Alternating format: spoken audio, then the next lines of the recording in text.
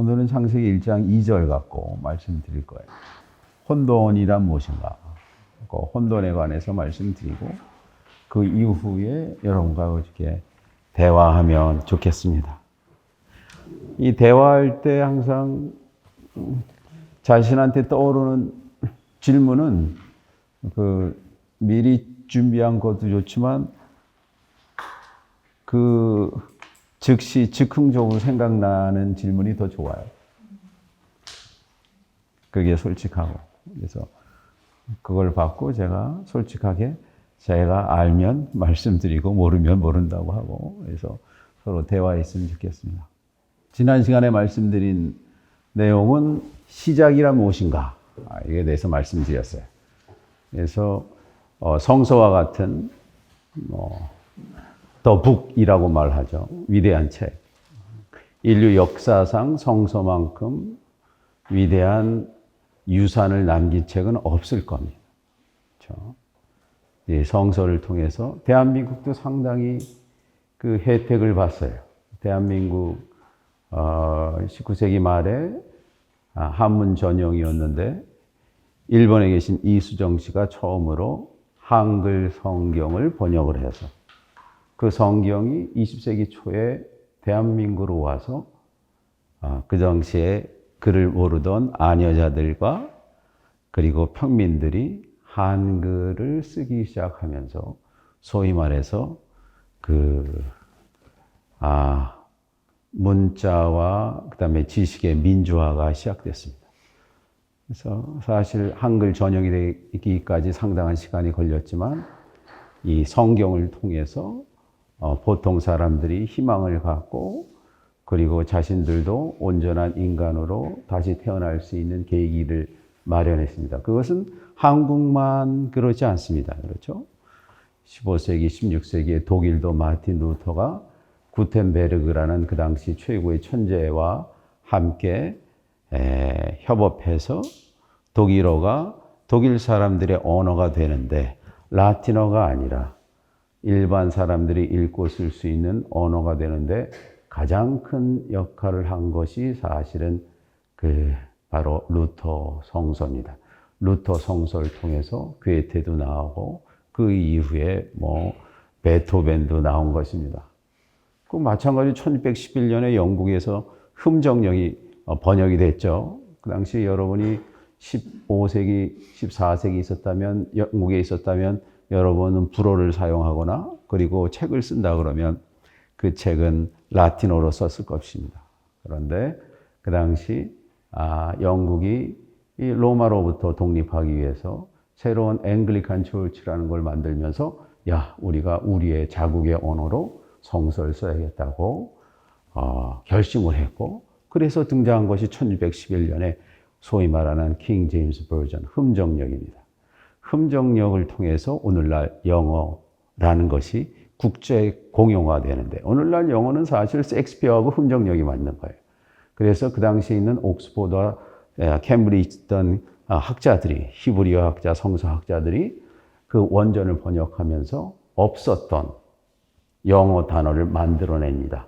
예를 들어서 salvation이라든지 redemption이라든지 이런 단어들이 그 전에 존재하지 않았어요. 그래서 이 사람들이 이 영어 단어를 만들어내면서 오늘날 영어를 만들어내는 가장 중요한 역할을 한 것이 바로 성서였어요. 그렇죠? 제가 문자로 말하고 성서 번역으로만 말했지만 사실은 성서가 가진 힘은 이 성서를 통해서 서양 문명이 만들어졌다고 해도 과언이 아닙니다. 그런데 성서가 사실은 20세기 초에 근본주의자들에 의해서 납치당했어요. 성서가 자유롭게 번역이 되고 누구나 자신의 삶의 정황에서 자신의 지침 레벨에서 번역돼야 되고 새로운 힘을 가질 수 있다고 생각을 하고 그래 왔는데 갑자기 두 부류의 공격을 받았습니다. 공격은 사실은 창의적인 생존을 위한 그런 공격이었어요. 한쪽에서는 찰스 다윈이 진화론을 통해서 인간은 신의 창조물이 아니라 동물이다.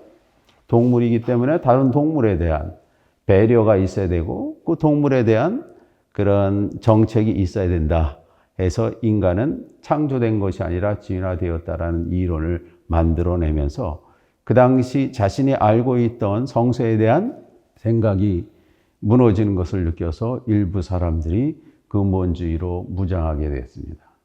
또한 고고학이 발전했어요. 고고학이 발전해서 이 길가메시 서사시가 이제 쐐기 문자가 판독이 되고 이집트어가 판독이 됐죠. 그래서 1823년에 샹폴 레옹이 이집트어를 판독하고 그 다음에 헨리 로인슨 크루이슨이라는 사람이 쐐기 문자를 판독하면서 이집트 성강 문자와 쐐기 문자가 판독이 되면서 성사가 가장 오래된 언어가 아니라 이집트어가 기원전 3100년부터 시작하고 쐐기 문자는 기원전 3300년부터 시작된다는 걸 알았어요. 반면에 고대 히브리어는 기원전 1200년에 시작됐거든요. 그래서 우리가 아는 성서가 많은 부분 오리엔트 세계, 고대 이집트, 히타이트, 이란, 메소포타미아의 영향을 받았다는 것을 발견했습니다. 그래서 성서는 사실은 갑자기 하늘에서 떨어진 책이 아니에요. 그 당시에 그 문화의 영향을 받았고 그 문화가 도도하게 흘러서 메소포타미아와 이집트와 팔레스타인 그리고 가나안의 그 아주 섬세하고 장구한 서사시가 용해에 대해서 구약 성경이 만들어졌고 그리스 로마 문명이 만들어낸 책이 사실은 신약 성서입니다. 그런데 구약 성경과 신약 성서를 하늘에서 뚝 떨어진 책으로만 여겼던 일부 그리스도교인들이 성서는 축자적으로 하나님의 영감으로 됐기 때문에 1.1획이라도 변함이 없다라는 그런 신앙으로 재무장하게 됐어요. 그래서 1920년서부터 그 미국에서는 그 부흥회를 하면서 펀디멘탈스라는 쪽지를 막 보내기 시작했습니다. 펀디멘탈스는 뭐냐? 도저히 이거는 포기할 수 없는 그리스도교의 근간이 되는 것들. 그래서 성서는 1.1획에도 변함이 없고 거기는 축자적으로 해석해야 된다. 그거를 반대하는 사람들은 이제 그분들이 이제 이단으로 정죄하는 그런 비극을 겪게 되었습니다. 그러면서 1923년도에 시작한 그리스도교 근본주의가 유대 근본주의, 이슬람 근본주의와 함께 현대 문명을 가장 위협하는 그런 요소가 되었던 것도 사실입니다. 그래서 오늘은 지난 시간에 성서의 첫 번째 구절이 무엇이냐 이거에 대해서 말씀드렸어요. 그래서 성서를 무슨 구절을 처음으로 했을까, 만들었을까 이걸 고민을 했는데 이건 기원전 한 4세기형 편집자들이 기원전 6세기에 등장한 포로기의 저자의 글을 맨 처음에 투자라고 결정을 한 겁니다. 그래서 브레시트 바라 엘로힘이라고 시작하는 맨 처음에 하나님이 우주를 창조할 때라는 구절을 성서의 시작으로 둔 것입니다. 이게 창세기 2장 4절 후반전에 등장하는 주 하나님께서 땅과 하늘을 만드실 때 그 날에라는 거하고 좀 다르죠. 그래서 처음이란 단어가 등장을 했고 브레시트란 단어가 처음이라는 걸 가지고 그래서 지난 시간에 말씀드리면 창세기 1장 1절을 다양하게 해석할 수 있는데 처음을 시간으로 해석할 수도 있어요. 그리고 처음에 등장하는 인을 로카티브가 아니라 처속격이 아니라 도구격으로 할 수 있어요. 도구격으로 한다는 건 뭐냐? with beginning. 처음이라는 시간을 가지고 하나님께서 우주를 창조하실 때라고도 해석할 수가 있어요.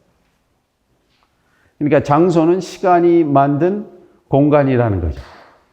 우주라는 것은 시간이 만들어진 공간. 그래서 유대교의 가장 큰 특징은 장소의 확장이 아니라 시간의 확장이고 시간을 어떻게 성스럽게 만드느냐. 그래서 창세기 1장에는 바로 첫째 날, 둘째 날, 셋째 날, 넷째 날, 다섯째 날. 그래서 일곱째 날을 구별해서 쉬었다. 이 안식일이 중요한. 그래서 유대인이 인류에게 선사한 가장 큰 선물은 시간의 중요성을 확인시켜 줬다는 겁니다. 현대 문명은 장소예요. 그렇죠? 달나라를 가야 되고 화성을 가야 됩니다. 그러나 유대교에서는 맨 처음에 창세기에서는 인간이 시간을 정복했다는 거예요. 그래서 시간을 영원으로 만드는 방법이 바로 종교의 핵심이기도 합니다. 그렇죠? 장소가 아니라 여러분이 앉아있는 이 시간이 유일한 영원한 시간이라는 거죠. 그래서 시간을 가지고 하나님께서 우주를 창조하실 때, 그래서 바라라는 용어를 말씀드리지 않았습니까? 바라라는 것은 창조하다라는 단어인데, 이 창조하다라는 단어의 원래의 뜻은 덜어내다, 이런 뜻입니다.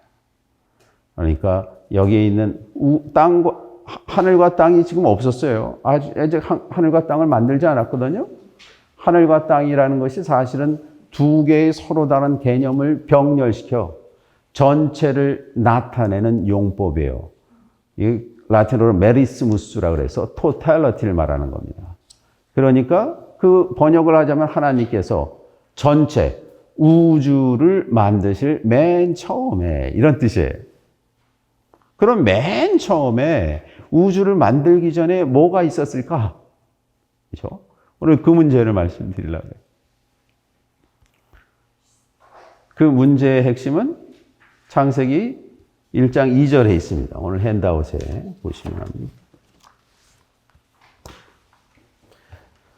창세기 1장 2절의 시작이 명사로 시작을 해요. 이게 바라는 것은 접속사고, 그 다음에 명사로 시작해요. 보하아레스. 히브리 구문에서 거의 모든 동사는 사실은 문장은 동사로 시작하게 됩니다. 그런데 여기서 접속사 다음에 명사로 시작했다는 것은, 이것은 1절에 나오는 내용에 대한 부연 설명이라는 거예요. 1절의 부연 설명입니다. 그러니까 진짜 시작은 사실은 창세기 1장 3절이에요. 1장 3절에 처음으로 동사가 나옵니다. 말하다라는 동사. 하나님께서 말씀하시니 바요메. 그러니까 창세기 1장 2절은 1장에 대한 부연 설명으로 그 상황을 설명하는 거예요. 그러니까 하나님이 우주를 창조하실 맨 처음의 상황이 어떠했는가, 이걸 설명하고 있어요. 그때 하아렛은 아직 땅이 만들어지지 않았어요. 그렇죠? 그렇지만 무언가 말해야 되기 때문에 땅이라고 말한 거예요. 여기서 땅이라는 것은 하늘과 땅의 땅이 아니라 인간이 알 수 있는 공간을 말합니다. 발을 디디고 있는 우리가 알고 있는 세계를 말하는 거예요. 그러니까 아레츠란 말이 원래 아래로 이런 뜻이에요. 아래로. 이 우리가 살고 있는 이 땅이 하아레스. 그 땅이 하였다. 동사가 나오고 이상한 단어가 나와요. 맨 처음에 이 땅을 표현하는 두 명사가 등장하는데 그것이 토후바보후입니다. 토후바보후는 영어로도 토후바보후라고도 써요. 이것이 뭐냐? 토탈 카오스란 뜻이에요. 보통 토후 그러면 형태가 없는 이렇게 번역을 해요. 형태가 없는. 폼이 없는, formless. 바보후. 그리고 보후라는 것은 비어있는. 토후바보후는 그러니까 굳이 한 단어 한 단어 번역하자면 형태가 없고 완전히 비어있는 공허한 상태를 의미해요. 그렇죠? 비어있다. 그러니까 지금 1장 3절에 우주가 창조되기 전의 상태를 표현한 단어가 토후바보후예요. 비어있다. 예, 비어있다. 맞죠? 맨 처음의 상태가 비어있는 것으로 설명을 해요. 아무것도 없는 상태였다. 맨 처음에 있는 상태가 도저히 상상할 수 없고 토후바보후. 이걸 조금 더 들어가면 여러분 이제 이 단어를 왜 사용했을까? 기원전 6세기의 무명의 저자가 제가 상상을 해보자면 이 단어는 토후바보후는요 오노마토피아, 의성어예요. 이거는 어원이 없습니다. 대부분의 셈조어는 전부 어원으로 추적할 수가 있어요. 아랍에서 발견할 수 있고 아카드에서 발견할 수 있고 우가리트 발견할 수가 있어요. 그런데 토후바보는 그 이후나 이전에 어원이 없어요. 어원이 없고 이거는 소위 말하는 토후바보후 갖고 이 아무것도 없는 빈 상태를 설명하는 의성어입니다.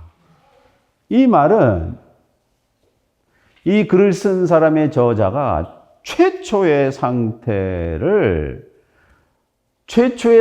아직 우주가 만들어지기 전의 상태이기 때문에 인간이 가진 언어로는 도저히 설명할 수가 없었어요. 만약에 인간이 가진 단어로 설명한다면 그거는 형용모순입니다. 그렇죠? 아직 세상이 창조되기 전에 무슨 단어로 설명하겠어요? 그래서 토후, 바보, 후에서 이 입김이 확 나오는 이 단어로 해석할 수 있습니다. 이 토후, 바보, 후, 특별히 이 용법이요. 비슷한 의미를 가진 정말 이전에도 없고 앞으로도 없는 두 단어를 병렬해서 두 번 강조한 거는 대단히 그렇다 이런 뜻이에요. 강조하는 거예요. 그래서 토탈 카이오틱 뭐 이렇게 해석할 수 있어요. 완벽하게 혼돈이었다. 제가 아는 한 혼돈 상태를 표현한 것으로 이 H 발음이 나오는 딱 한 군데가 있어요. 그것이 고대 이집트의 푸타, 멤피스라는 종교 도시의 우주 창조 신화가 있습니다. 소위 말하는 멤파이트 크리에이션 스토리가 있어요. 거기에 등장할 때 처음에 등장하는 오그도아드 8명의 신 가운데 두 신이 하우아트에 후와 하우아트라는 두 개의 신이 있는데 멤피스에 있는 기원전 2500년에 어떤 사람이 우주가 창조되기 전의 상태를 후라고 표현했어요. 하우아트. 후가 비어 있음이란 뜻이에요. 아무것도 없었다. 그러니까 비어 있다라는 거는 보세요. 비어 있다라는 거는 아무것도 없다라고 했을 때 우리가 아무것도 없다라는 무라는 개념은 흔히들 유라는 개념의 반대로 생각을 해요. 유라는 개념의 반대가 아니라 유무라는 개념 이전에 있었던 무입니다. 그것을 제가 오늘 교재 중에 이 장자 13페이지 보세요. 장자 12장에 그게 나와요. 장자 12편 외편에 처음에 태초에 유무가 있었다. 유무가 있었다. 그러니까 태초에 뭐만 있었냐면 무만이 있었고 거기에는 무도 없었고 이름도 없었다. 유도 있음도 없었고 이름도 없었다. 태초에 뭐만 있었냐? 유무 이전의 무무를 말하는 거예요. 저는 토후바보가 어떤 상태냐? 유무의 있음과 없음 이전에 무조차도 없는 무라고 생각하시면 돼요. 없음도 없은 상태를 토후바보후라고 말하는 거예요. 토후바보후. 그래서 맨 처음에 없음도 없고 있음도 없는 그 상태를 토후바보후라는 단어를 기원전 6세기 이후에 어떤 유대 시인이 만들어낸 거예요. 그렇죠? 없음도 없고 있음도 없는 그 상태를 또 그 다음에 보면 바호색이라고 and 그리고 명사가 나온 건 그거에 대한 또 설명이에요. 그때는 창세기 1장의 맨 처음에 그때란 뜻이에요. 맨 처음에 그때 뭐가 있었느냐? 등장하는 게 호색, 어둠이 있었습니다. 다크니스가 있었습니다. 다크니스. 여기 이제 점점 신기한 단어들이 나와. 처음에 있는 게 어둠이었대요. 그러니까 우주 하면 생각나는 것이 밝음이고 빛이거든요. 빛에 없는, 그러니까 여기는 빛이 있고 어둠이 있고 빛이 있는 그 대칭으로서의 어둠이 아니라 빛도 없고 어둠도 없는 이 이전의 상태를 다크니스, 호색이라 그런 거예요. 호색이 있었는데 이 호색, 다크니스가 그런데 어디에 있었느냐가 중요해요. 어디에 있었느냐. 다크니스가 알폰의 태홈. 창세기 1장 2절에서 가장 신화적으로 의미를 가진 단어라고 하면 이 태홈, 기품이라는 뜻입니다. 영어로 아비스죠. 기품 위에 어둠이 있었대요. 기품 위에. 아까도 말씀드렸지만 모든 책이 그렇습니다. 모든 책이 그 당시 벨트 안샤웅, 세계관과 문학의 영향을 받아요. 영향을 받고 자기 나름대로 재창조해서 표현하는 거거든요. 그런 의미에서 창세기 1장의 내용은 창조 얘기 중 상당히 후발주자예요. 기원전 6세기 텍스트니까.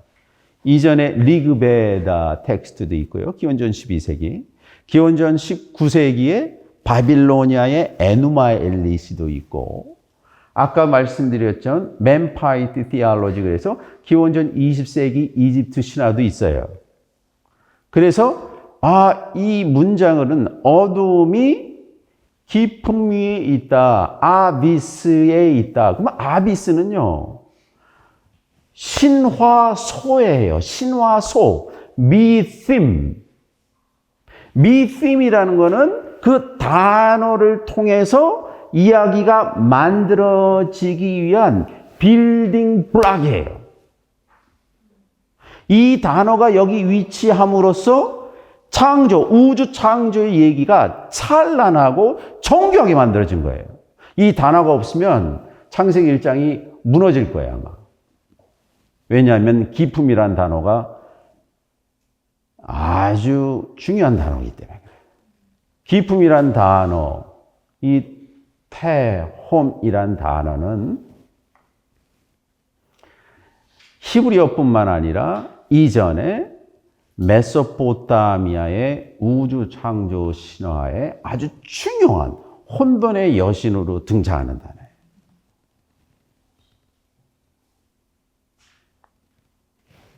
그래서 그 밑에 제가 에누마 엘리시의 원문을 실어드렸습니다. 에누마 엘리시는 기원전 19세기에서 한 18세기경 바빌론이 만들어지고 새로운 도시 바빌로니아가 자신의 수도를 바빌론이라는 장소에 만들었어요. 이전엔 바빌론이 중요하지 않았어요. 수메르 시대에는. 그래서 바빌론이라는 도시를 만들면서 이 도시에 관한 정교한 서사시를 썼는데 그것이 에누마 엘리시예요. 근데 바빌론을 만든 사람, 기원전 19세기에 만든 사람이 누구냐? 이 사람들을 뭐라 그러냐면 아모리 족속이라. 아무르. 그럼 성서에서 아모리 족속이 누군지 아세요? 아브라함이 아모리 족속이었대요. 아무르. 내 조상 아브라함은 아모리 족속으로 떠돌이 아람 사람이 아니냐란 말이 있어요. 그러니까 아브라함 얘기하고 아주 밀접한 관계가 있는 국가가 바빌로니아, 기원전 19세기 만들어진. 이 바빌로니아가 등장하면서 이전에 있었던 우르기나 거기 뭐 라르사, 우르라는 도시보다 새로운 도시를 메소포타미아 전차의 가장 강력한 도시로 등극시키는데 그 도시가 바로 바빌론이었습니다. 바빌론을 수메르는 카 딩글라키라고 했는데 이것을 밥일루, 신들의 문이라는 아카도로 바빌론이 됐어요. 그러면 그 도시에 가장 강력한 신이 있는데 그 신이 질서의 신인 마루둑 신이에요. 마루둑 신. 그래서 에누마 엘리시라는 이 서사시는 바빌론과 마루둑의 등극을 찬양한 시라고 보시면 됩니다. 마루둑은 성서의 하나님처럼 질서의 신이에요. 이 질서의 신인데 에누마 엘리시는 혼돈의 신인 테홈, 티아맛을 살해하고 그 위에다가 말둑 신전인 에상길라를 만드는 얘기예요. 우리가 나중에 바벨탑 얘기할 때 에상길라를 만들어드릴게요. 에상길라, 그 꼭대기가 길라, 일라, 하늘에 닿게 하자. 이것이 바벨탑 이야기의 성서에 그대로 번역됩니다. 우리가 꼭대기를 하늘에 닿게 하자. 이게 바빌론에 있었던 말둑 신전 이름인 에상길라를 그대로 히브리어로 번역한 거예요. 그래서 여기 어둠이 어디 있었느냐? 테홈이 있었다. 그래서 에누마 엘리시 12절에 이렇게 삽니다. 이게 에누마 엘리시. 고대 사회 서사시에서는 이게 아카도로 쓰였는데 고대 바빌로니아에 항상 등장하는 첫 구절이 그 책의 제목입니다. 그래서 에누마 엘리시라고 불렸어요. 에누마 엘리시 라나부 샤마무. 이게 이제 샤마무가 하늘이에요. 하늘이 에누마 엘리시. 저 높은 곳에서는 하늘이 라나무 이름으로 불려지지 않았을 때 이행 보세요. 샤플리시 암마툼 밑에서는 땅이 슌마 라짜크라트 이름으로 불려지지 않았을 때 삼행 보세요. 압수마 레스투 자루슌 그들을 낳은 아버지 원초적인 최초의 압수는 유프라데스 강과 티그리스 강에 흐르는 담수를 상징하는 강물신이 압수입니다. 근데 여러분 바빌론 가보면요. 바빌론서부터 저 아래 페르시아만까지 완전히 플랫해요. 플랫하다는 것은 저 페르시아만에서 이 강물, 바닷물이 역류해서 바빌론까지 올라와서 여기를 엉망진창으로 만듭니다. 그래서 농사를 짓고 그 다음에 경작을 하는 것이 상당히 중요했거든요. 그래서 최초의 상태를 바빌론 사람들이 이렇게 말한 것 같아요. 최초의 담수가 있었는데 사행에 가장 중요한 태염과 관련되는 기품과 관련되는 혼돈의 여신이 등장을 해요. 문무, 티아맛을 히브리어하면 테홈이고 그것이 기품이에요. 혼돈의 여신, 만물을 낳은 혼돈의 여신인 바다신인 티아맛이 오행 보세요.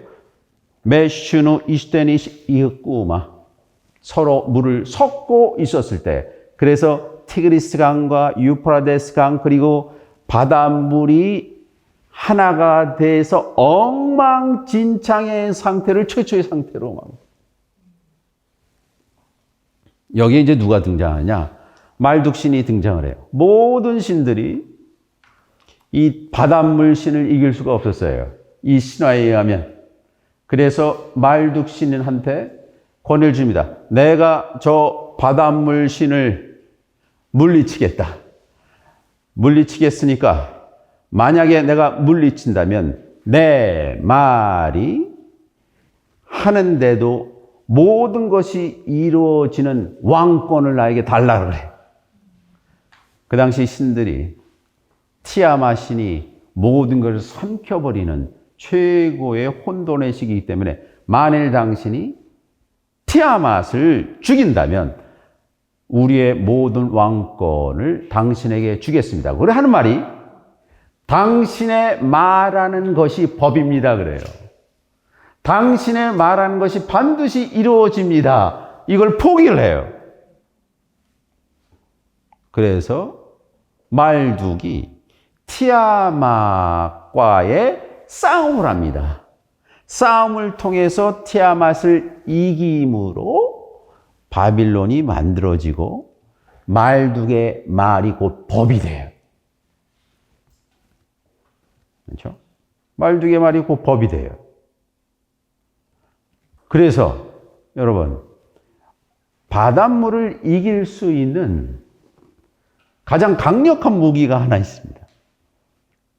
바닷물 이기는 게 뭐일 것 같아요? 불이 이깁니까? 바람이에요, 바람.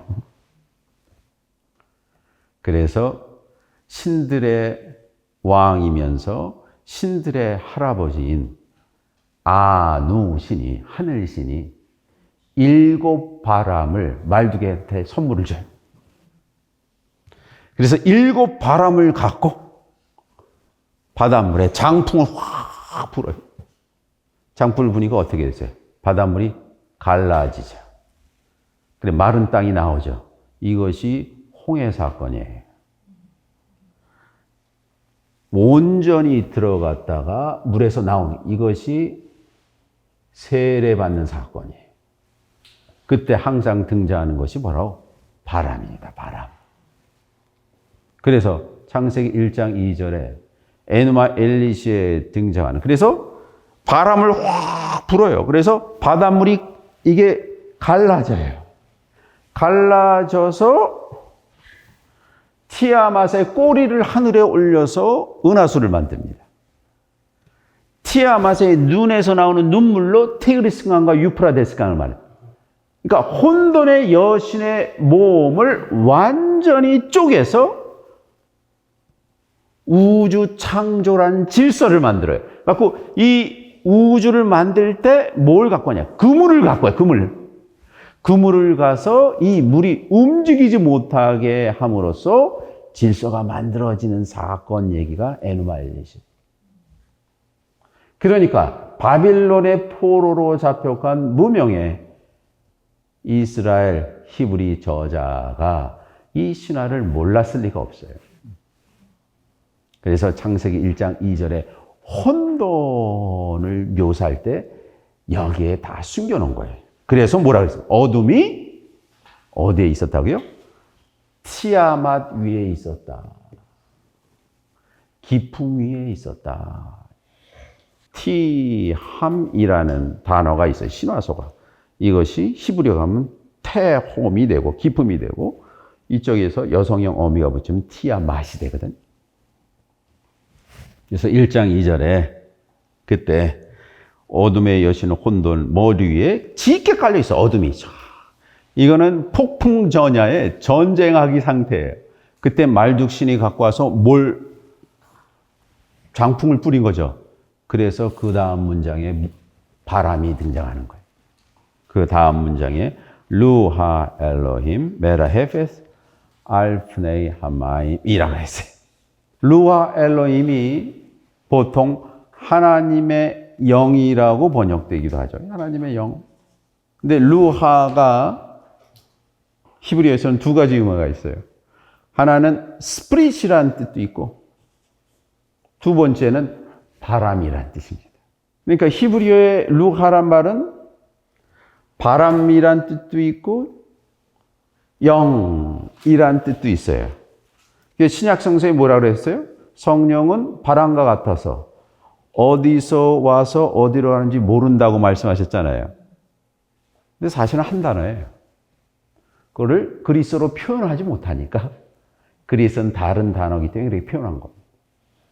그러니까 여기서는 루하 엘로힘, 하나님의 영이라고 흔히들 번역을 하는데 이 엘로힘이라는 것이 다른 명사 뒤에 위치할 때 특별한 의미가 있어요.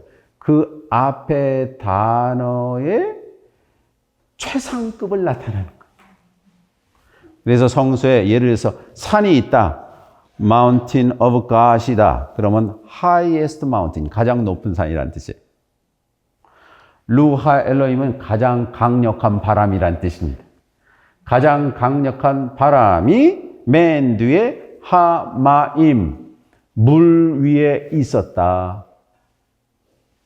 그런데 하고 있는 단어가 메라헤페스라 해서 메라헤페스는 이거는 뭐냐면 물을 한 곳에 모으기 위해서 독수리가 수면 위에서 막 이 날개를 퍼덕이면서 물을 처닝하는 상태예요.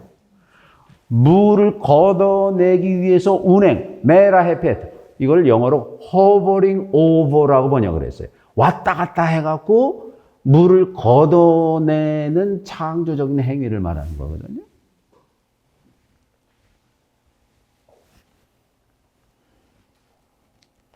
그래서 강력한 바람이 hovering over the faith of 맨 나중에다는 마임못이죠. 마임이라는 것이 물이라는 뜻인데 물이라는 것이 다른 셈족에서는 전부 복수형으로 등장을 해요. 복수형. 아카드 같은 건 워터즈라고 등장하는데 유일하게 히브리어에서만 쌍수로 등장을 해. 그러니까 마임은 two bodies of water라는 뜻이에요. 물 두 덩이. 물이 두 덩이래요.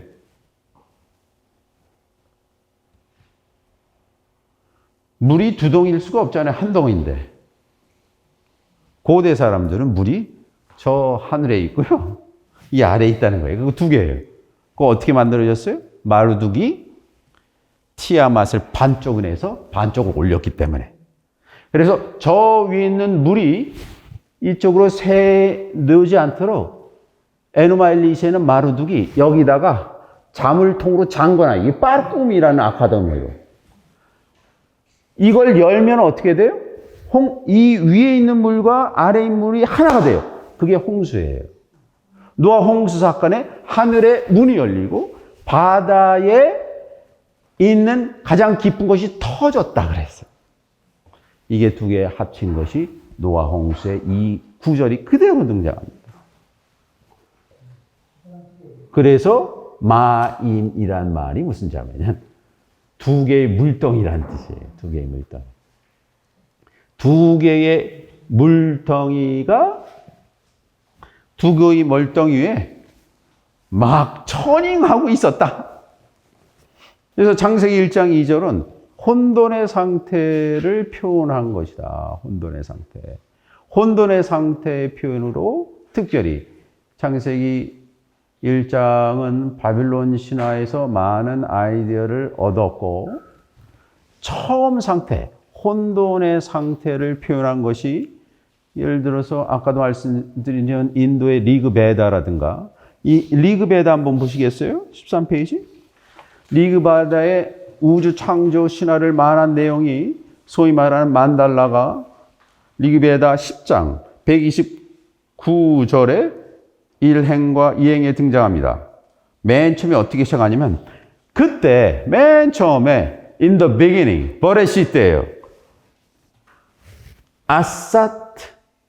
사트 비존재도 없었고 존재도 없었대.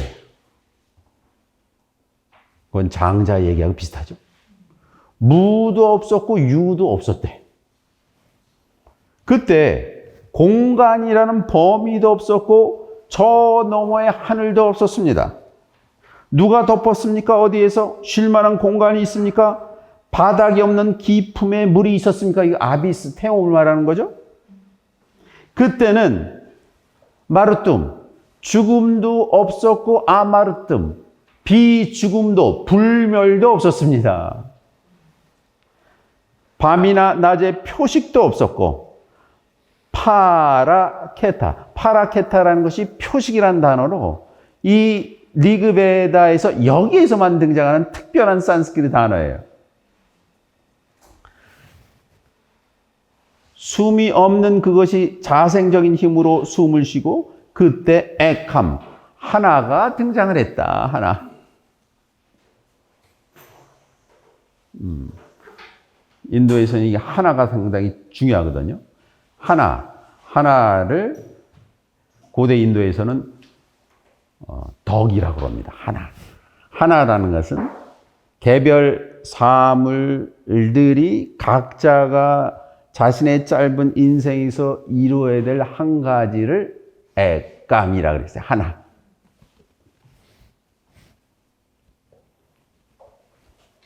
이 문제에 대해서 사실은 그리스 사람들은 별 관심이 없었는데 플라톤만이 관심이 있어요.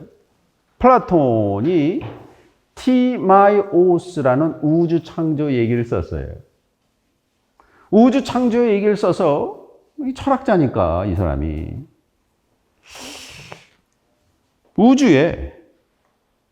우주라는 건 있음인데 어떻게 있음이 없음에서 올 수가 있나? 이 없음이란 것에서 어떻게 갑자기 있음이 가능한가를 묻기 시작을 했어요. 그러니까 없음에서 직접 있음으로 갈 수가 없고 없음과 있음 사이에는 거기에 반드시 있어야 되는 연결고리가 있는데 그것을 혼돈이라 그랬어요. 여러분 최근 천체 물리학자들이 특별히 그 시카고 대학의 베라 루빈스라는 천체 물리학자들이 요즘 발견한 게 우주에 있는 많은 것들 중에서 우리가 알지 못하는 이름을 명명하지 못하기 때문에 그거를 독일어로 둥클레 이거를 닥이라 했어요. 닥. 그래서 우주는 우리가 알 수 없는 어둠의 에너지로 되어 있다. 97%가. 그러니까 과학자들이 발견한 것이 우주는 알지 못하는 암흑 물질로 되어 있다라는 걸 발견한 거예요. 베라 루빈스가 우주의 행성들이 움직이는 것을 연구한 최고의 천체 물리학자였어요. 그런데 그 움직임이 케플러의 법칙처럼 과학의 법칙처럼 움직이지 않고 신기하게 움직인다는 거예요. 그래서 그 움직임을 설명할 수 없기 때문에 소크라테스가 나는 아는 것이 아무것도 없다는 고백처럼 그 움직임을 다크 에너지, 암흑 물질이라고 한 거거든요. 그 암흑 물질, 알 수 없음. 그것이 혼돈입니다. 창세기 1장 2절에 만드는. 그렇게 해서 그 혼돈을 뭐라 그랬냐? 플라톤이 코라라고 했어요. 이 코라에 대한 제 번역인데 보세요. 코라는 자신은 어떤 모습도 취하지 않지만 인식이 가능하며 영원한 모습을 취하도록 조성된 기저다. 토대래요. 토대. 코라는 우리가 흙, 공기, 불, 물 그리고 다른 합생된 것으로 만들어져 우리 눈과 오감으로 확인될 수 있는 창조된 세계를 배태시킨 어머니 자궁이며 수용체다. 여기 두 단어를 써놨는데 하나는 마테라 어머니이고 그것이 휘포도켄 수용체다 그랬어요. 그녀는 눈으로 볼 수 없고 형태가 없으며 바후 동시에 모든 걸 수용한대. 그녀는 우리가 인식하기에 가장 당황스럽고 가장 이해할 수 없는 모습이다.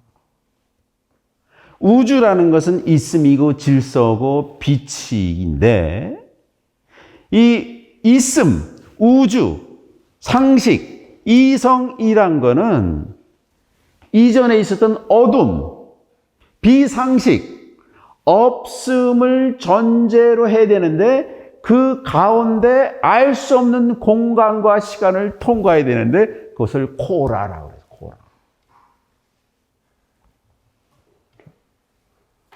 코라. 플라톤이 그것은 어머니다. 어머니. 수용체이고 신기하게 그 안에 있으면 아무것도 아닌 생명의 씨앗이 10개월 후에 인간으로 태어나니.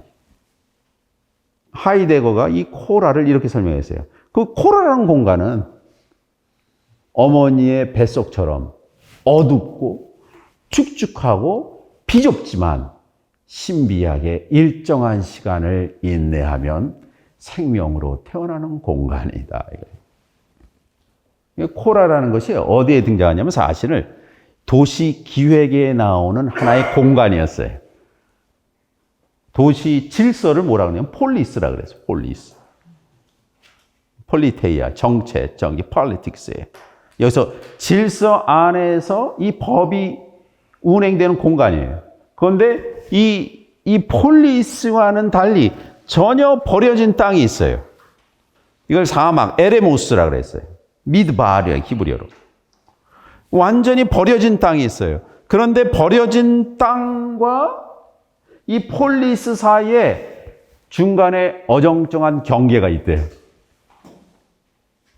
그런데 이 무질서가 질서로 가기 위해서 반드시 통과돼야 되는 그 경계를 지리학에서, 도시학에서 코라라고 한 거예요. 코라.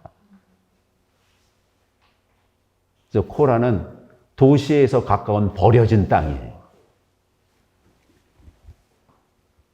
그런데 1세기 복음서 저자들이 이 코라란 단어를 그대로 갖고 왔어요. 가장 잘 두드러진 두 가지 에피소드가 있습니다. 하나는 예수님께서 돌아가신 골고다 언덕을 코라라고 했어요. 버려진 땅.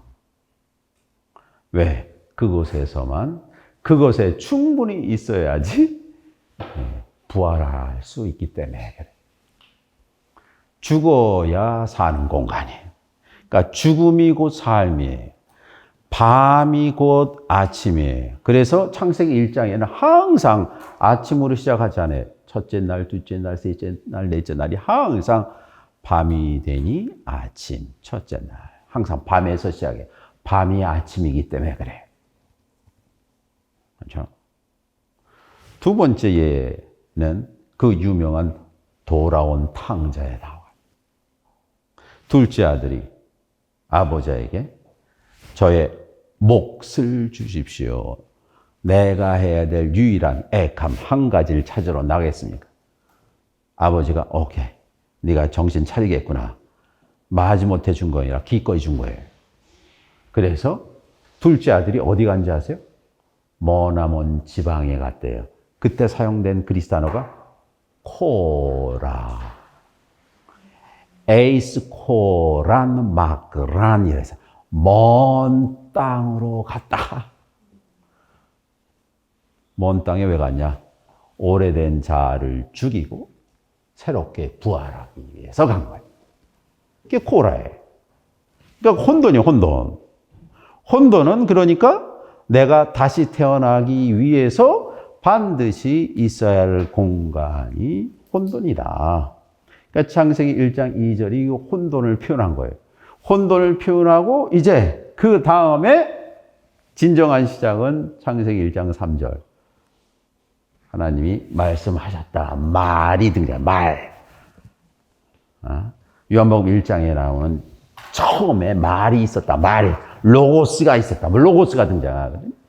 그래서 그 얘기는 다음 시간에 제가 하도록 하겠습니다. 그래서 오늘 그 내용은 혼돈이란 무엇인가? 혼돈은 그러니까 한마디로 무질서이면서 질서이고 어둠이면서 빛이고 그리고 무생멸이면서 생명이고 우리가 아는 이원론적인 모든 것을 넘어가는 유무의 무가 아니라 무도 없는 무다. 장자가 말한 그 원초적인 상태. 사실 우리는 매일매일 이 혼돈을 경험하고 있는 거예요. 여러분이 혼돈을 언제 경험하냐? 밤에 잘 때. 여러분이 잠시 6시간 내지 8시간씩 죽는 겁니다. 그리고 오늘 하루는 나한테 주어진 새로운 날이에요. 새로운 시작을 하는. 그래서 사실은 이 죽음과 삶이 하나로 동양 도가 철학처럼 음양으로 이어진 거예요. 하나예요, 하나. 삶이 죽음이고 죽음이 하나고 이어진 것으로 만약에 혼돈이 없다면 질서가 존재하지 않아요. 그러니까 질서는 혼돈이 낳은 자식이에요. 혼돈은 여러분 삶 가운데 막다른 골목일 수도 있어요. 혼돈은 말 못하는 고통일 수도 있고 죽음과 같은 창피함일 수도 있고 시련일 수도 있는데 오히려 그것이 나를 치유하는 유일한 관문이다.